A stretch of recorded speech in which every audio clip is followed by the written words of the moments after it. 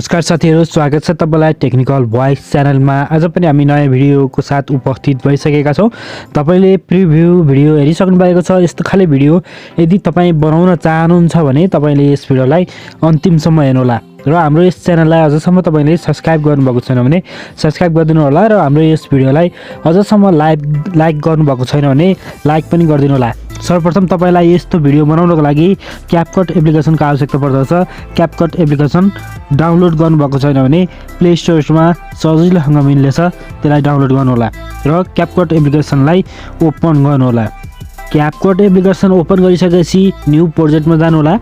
New प्रोजेक्टमा गइसकेपछि तपाईकोमा यस्तो प्रकारको इन्टरफेस खुल्नेछ र फोटोमा जानु होला। त्यसपछि तपाईलाई आजको यस फोटो बनाउनको लागि चाहिँ 17 वटा फोटोको आवश्यकता पर्दछ। त्यसकारण चाहिँ तपाईले 17 वटा फोटो चुज गर्नु होला। 17 वटा फोटो चुज गरिसकेपछि एड बटनमा टच गर्नु होला। एड बटनमा टच गरिसकेपछि तपाईकोमा यस्तो प्रकारको इन्टरफेस खुल्नेछ र तपाईलाई यसलाई स्क्रोल गर्नु होला। यहाँ फर्म्याट भनेर लेखेको छ, फर्म्याटलाई टच गर्नु होला। 16:9 भन्ने रेसियो रहेको छ, यसलाई टच गर्नु होला। त्यसपछि तपाईकोमा यस्तो प्रकारको इन्टरफेस खुल्नेछ र यो एरोमा टच गरेर ब्याक आउनु होला र यस्तो प्रकारको इन्टरफेस खोलिसकेपछि तपाईले अब फोटोलाई रोटेट गर्नुपर्ने हुन्छ र पहिलो फोटोलाई टच गर्नु होला। त्यसपछि यहाँ तलपट्टि स्क्रोल गर्नु होला। स्क्रोल गरिसकेपछि तपाईले यहाँ एडिट देख्न सक्नुहुन्छ, एडिटलाई टच गर्नु होला। रोटेटको अप्सन रहेको छ, रोटेट गर्नु होला। यसलाई हल्का सार्नु होला यतापट्टि साइडमा र सेकेन्ड फोटोलाई यही टाइममा टच गर्नु होला र रोटेट गर्नु होला। यसलाई हल्का सार्नु होला र थर्ड फोटोलाई टच गर्नु होला, रोटेट गर्नु होला। यसरी नै सम्पूर्ण फोटोलाई चाहिँ तपाईले रोटेट गर्नु होला। सम्पूर्ण फोटोमा रोटेट गरिसकेपछि सम्पूर्ण फोटोलाई रोटेट गरिसकेपछि यो लास्टको इन्डिङ भन्ने पार्ट देख्नु छ भने तपाईको मोबाइलमा यसलाई चाहिँ डिलिटको अप्सन यसलाई टच गर्नु होला र डिलिट गर्नु होला। त्यसपछि तपाई सुरुमा आउनु होला। यहाँ हाम्रो फोटो चाहिँ मिलिरहेको छैन, तपाईले देख्न सक्नुहुन्छ यहाँ मिलिरहेको छैन साइडमा। त्यसको लागि चाहिँ पहिलो फोटोलाई टच गर्नु होला र यसलाई जुम गर्नु होला। यदि मिलेको जुन फोटोलाई मिलिरहेका छैनन् त्यो फोटोलाई टच गर्दै त्यसलाई चाहिँ जुम गरेर स्क्रिनमा फिट गराउनु होला। जुन फोटो चाहिँ मिलिरहेको छैन त्यो फोटोलाई चाहिँ टच गरेर तपाईले स्क्रिनमा फिट गर्नु होला। सबै फोटोलाई स्क्रिनमा फिट गरिसकेपछि अब हामी चाहिँ ड्युरेसन राख्न गइरहेका छौं। ड्युरेसनको लागि चाहिँ तपाईले एकदमै ध्यान दिनु होला। आजको हाम्रो ड्युरेसन सबै एउटै रहेको छ। सम्पूर्ण फोटोमा चाहिँ तपाईले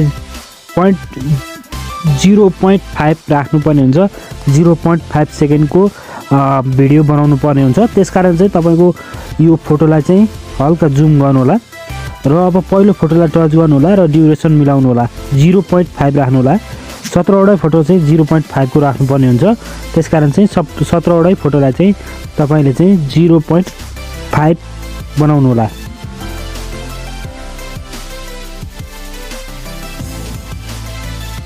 सम्पूर्ण फोटोको ड्युरेसन 0.5 राखिसकेपछि तपाईले चाहिँ यहाँ देख्न सक्नुहुन्छ विभिन्न अप्सनहरु देख्न सक्नुहुन्छ। यो सेतो पार्ट रहेको, यो एररले देखाएको यो सेतो पार्ट रहेको तपाईले सुरुको लाई टच गर्नु होला र त्यसपछि चाहिँ तपाई चाहिँ इन्टरनेट कनेक्ट हुनुपर्ने हुन्छ तपाईकोमा। यदि इन्टरनेट कनेक्ट छैन भने तपाईको यो चल्ने छैन। यसलाई टच गरिसकेपछि तपाई क्यामेरामा जानु होला। क्यामेरामा गइसकेपछि तपाईले हल्का यसलाई स्क्रोल गर्नु होला। यहाँ पुल इन भन्ने रहेको छ, पुल इनलाई टच गर्नु होला र त्यसलाई टच गरिसकेपछि यहाँ तलपट्टि देख्न सक्नुहुन्छ एप्लाई टु अल भन्ने अप्सन रहेको छ। एप्लाई टु अल भन्ने अप्सनमा टच गर्नु होला र राइट लगाउनु होला। यति गरिसकेपछि तपाईकोमा यो इन्टुको जस्तो चिन्ह सबैमा आएको हुन्छ। त्यसपछि तपाईको यो पुल इन भन्ने अप्सन सम्पूर्णमा लगाएको हुन्छ। त्यसपछि अब हामी एनिमेसन राख्न गइरहेको छौं। एनिमेसनको लागि चाहिँ तपाईको पहिलो फोटोलाई टच गर्नु होला, एनिमेसनमा जानु होला। एनिमेसनमा गएपछि हामी कम्बोमा जानु होला। कम्बोमा गइसकेपछि यसलाई हल्का स्क्रोल गर्नु होला। पहिलो फोटोलाई चाहिँ तपाईले पेन्डुलम 2 लगाउनु होला।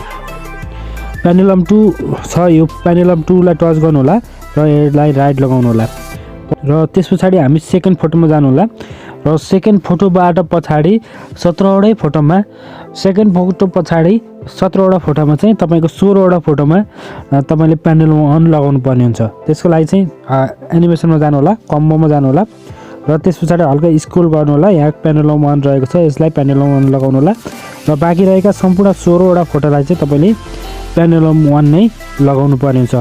पहिलो नम्बरको फोटोलाई पेन्डुलम 2 र बाँकी रहेका सम्पूर्ण फोटोमा चाहिँ तपाईले पेन्डुलम 1 लगाउनु होला।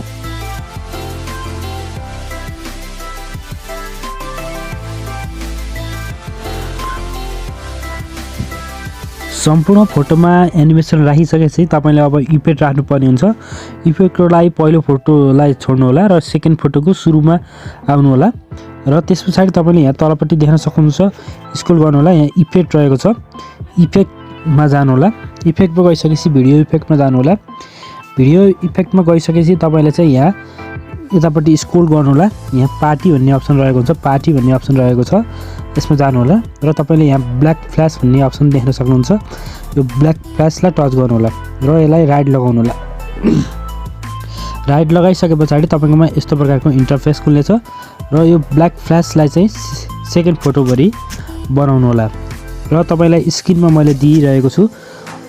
तपाईले चाहिँ त्यही अनुसार चाहिँ सम्पूर्ण फोटोमा लगाउन सक्नुहुन्छ र यसलाई चाहिँ सेकेन्ड फोटो भरि बनाउनु होला। त्यसपछि यसलाई चाहिँ कपी गर्नु होला र थर्ड फोटोमा नि बनाउनु होला र तपाईलाई मैले स्क्रिनमा दिइरहेको छु। तपाईले चाहिँ सेकेन्ड र थर्ड फोटोमा र तपाईले चाहिँ 6 र 7 नम्बर फोटोमा र 10 र 11 नम्बर फोटोमा चाहिँ तपाईले ब्ल्याक फ्ल्यास लगाउनु पर्ने हुन्छ र यसलाई चाहिँ यो दुईटामा लगाइसके पछाडि फेरि यसलाई कपी गर्नु होला र यसलाई चाहिँ दुईटा फोटोलाई छोडेर तेस्रो नम्बर फोटोमा लगाउनु होला। यो दुईटा फोटोलाई छोड्नु होला र त्यस पछाडि चाहिँ अब आउने फोटोमा चाहिँ लगाउनु होला। मैले स्क्रिनमा दिए अनुसार फोटोमा लगाउनु होला।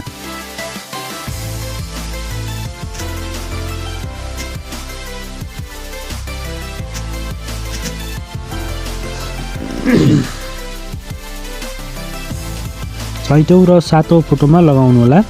त्यस पछाडि चाहिँ हामी चाहिँ छैटौं र सातौं फोटोमा लगाइसकेपछि आठौं र नौौं फोटोलाई छोड्छौं र 10औं र 11औं फोटोमा लगाउँछौं।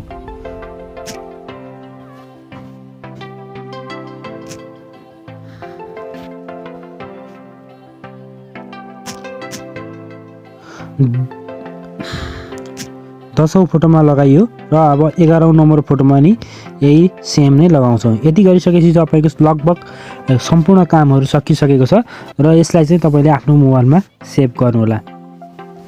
सेभ भइसकेपछि डनको अप्सनमा टच गर्नु होला र तपाईले फेरि न्यू प्रोजेक्टमा जानु होला। न्यू प्रोजेक्टमा गइसकेपछि भिडियोमा जानु होला। हाम्रो यो हेरिरहेको भिडियोको डिस्क्रिप्सन बक्समा जानु होला। त्यहाँ चाहिँ ओभरले भनेर मैले एउटा भिडियोको लिंक दिएको छु। त्यो भिडियोलाई डाउनलोड गर्नु होला र त्यसलाई सिलेक्ट गर्नु होला। त्यसलाई सिलेक्ट गरिसके पछाडि अहिले भर्खरै हाम्रो क्यापकटमा डाउनलोड भएको जुन भिडियो छ त्यसलाई सिलेक्ट गर्नु होला र एड बटन रहेको छ, एड बटनमा टच गर्नु होला। यति गरिसकेपछि तपाईको यो मैले डिस्क्रिप्सन बक्समा दिएको ओभरलेको यो भिडियो हो र तपाईले भर्खरै बनाएको भिडियो यो रहेको छ। यति गरिसकेपछि तल यसलाई स्क्रोल गर्नु होला। यहाँ फर्म्याट भन्ने अप्सन रहेको छ, फर्म्याटमा टच गर्नु होला। 9:16 मा टच गर्नु होला र योबाट ब्याक आउनु होला र यति गरिसकेपछि पहिलो भिडियोलाई केही गर्नु पर्दैन र सेकेन्ड नम्बरको जुन हामीले बनाएको भिडियो छ त्यसलाई टच गर्नु होला। त्यसलाई टच गरिसकेपछि यसलाई स्क्रोल गर्नु होला। एडिट भन्ने अप्सन रहेको छ, एडिटमा टच गर्नु होला। यो रोटेट भन्ने अप्सन रहेको छ, यसलाई 3 चोटी रोटेट गर्नु, 3 चोटी दबाउनु होला। 1 2 3 3 चोटी दबाइसकेपछि तपाईको यो स्क्रिनमा फिट भइसकेको छ र यो लास्टमा इन्डिङ भन्ने पार्ट रहेको छ, यसलाई चाहिँ टच गर्नु होला र डिलिट गर्नु होला। यति गरिसकेपछि अब हामीले चाहिँ साउन्ड राख्न गइरहेका छौं। साउन्डको लागि चाहिँ तपाईले यो अडियोमा जानु होला। अडियोमा गइसकेपछि यो साउन्डमा जानु होला। साउन्डमा गइसकेपछि तपाईले यो फोल्डर भन्ने अप्सन रहेको छ, फोल्डरमा टच गर्नु होला र एक्स्ट्रा साउन्ड फर भिडियो भन्नेमा टच गर्नु होला। त्यसपछि मैले यो डिस्क्रिप्सन बक्समा एउटा भिडियोको लिंक दिएको छु, साउन्ड लिंक भनेर दिनेछु, म्युजिक लिंक भनेर। त्यसलाई चाहिँ डाउनलोड गर्नु होला र त्यसलाई नै सिलेक्ट गर्नु होला र इम्पोर्ट साउन्ड ओन्ली भन्ने अप्सनमा टच गर्नु होला। त्यति गरिसकेपछि तपाईको यो पहिलो नम्बरमा आएको यो भिडियोको साउन्डलाई चाहिँ प्लस चिन्हमा टच गर्नु होला। यति गरिसकेपछि तपाईको लगभग काम सकिसकेको छ र यो भिडियोको यो जुन साउन्ड छ त्यसलाई टच गर्नु होला। यो भोल्युममा जानु होला र यसलाई फुल गर्नु होला। त्यति गरिसकेपछि हाम्रो लगभग भिडियो बनाइसकेको छ। देख्न सक्नुहुन्छ कस्तो खाले भिडियो बनाएको छ। ल हेर्नुस्,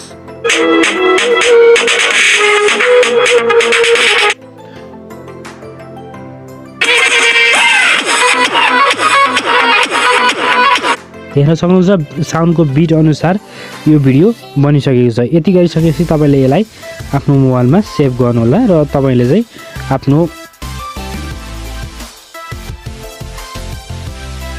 टिकटक आइडीमा राख्न सक्नुहुन्छ। तपाईँलाई आजको यस भिडियो कस्तो लाग्यो सुझाव सल्लाह प्रतिक्रिया दिन नभुल्नुहोला। आगामी दिनमा हामी यस्तै भिडियोको साथ उपस्थित हुनेछौँ। त्यतिन्जेलको लागि बिदा दिनुहोस्। नमस्ते।